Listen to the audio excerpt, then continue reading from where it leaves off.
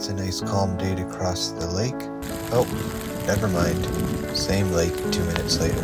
Just around the corner is where we spend the first night, but I have little footage of it because it was miserable and cold. Some blue clouds out there, but we seem to be underneath this.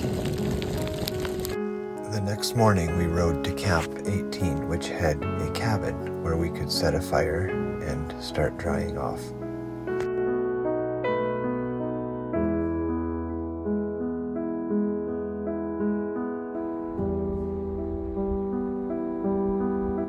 Roughly 8 o'clock in the morning. This seems to be quite normal for a heavy fog in the morning, but it's not raining. We do have some blue skies, and we will apparently have more according to the weather. That's the direction we're going, in between that little, this is a massive lake apparently. Yeah, and there is nobody. Like, we've seen 4 paddlers a couple times yesterday, 4 canoes. Other than that, there's the cabin we stayed in last night. It was very nice and warm. And we had some fish that Cyrus caught, and it was incredible.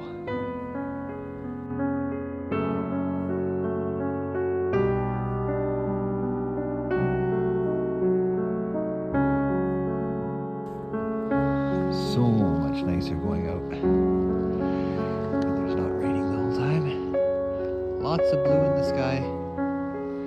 And we're just leaving base now.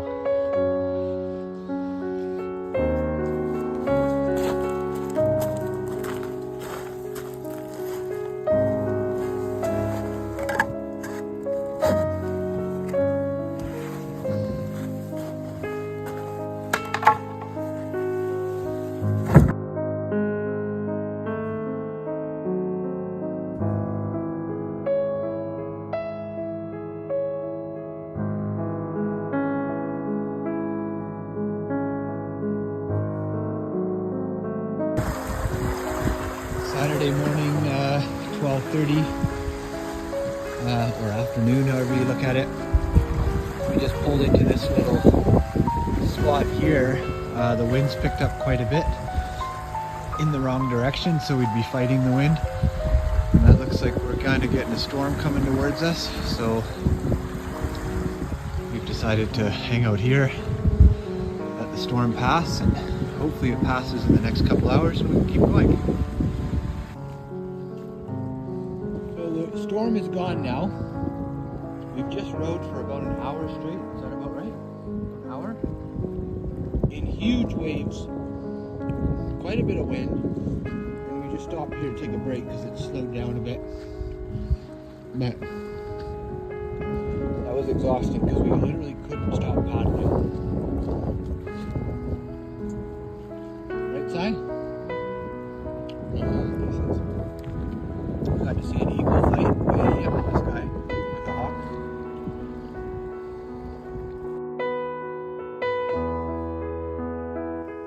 We spent that night at campsite 21. It was pretty calm there. For some reason it said it was closed. And from there we rode and we rode all the way to campsite 28.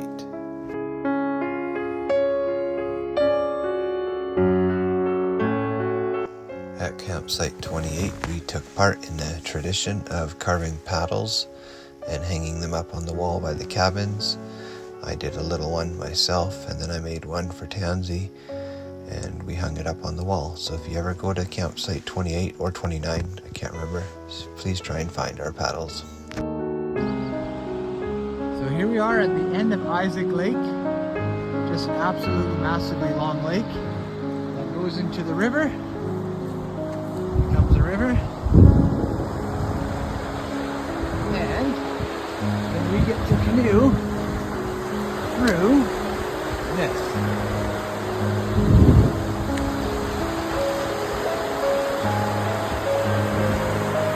And then once we get through this, it gets a bit calmer ahead, and then there's big signs apparently that say get out of the river, there's a waterfall. We won't pass those signs.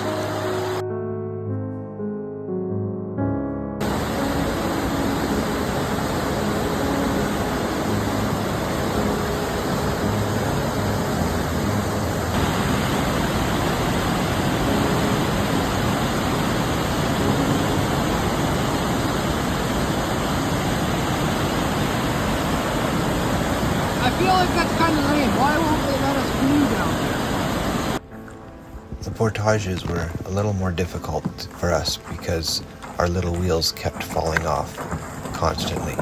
So we had to make the boat extremely light by leaving all the luggage behind and then pull just the boat so that the wheels would stay on.